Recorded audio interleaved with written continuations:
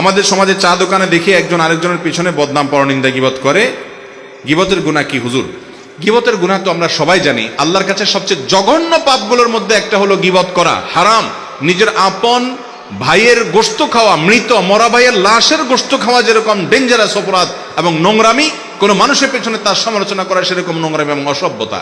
চা দোকানগুলো বেশিরভাগ ক্ষেত্রেই আমাদের দেশে এটা চায়ের দোকান না, এটা গীবতের দোকান। এটা কিসের দোকান হয়ে গেছে ভাই? শুধু গীবতের দোকান না, এটা একটা open talk show. Open talk show বুঝেন?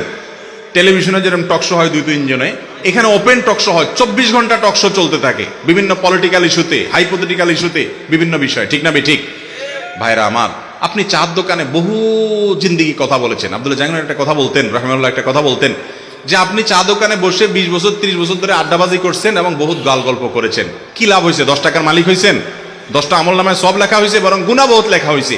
ওই টাইমটাতে নিয়ে নিজের স্ত্রীর সাথে একটু মহব্বতের কথা বলেন, আমল নামা কিছু সব লেখা হবে ইনশাআল্লাহ।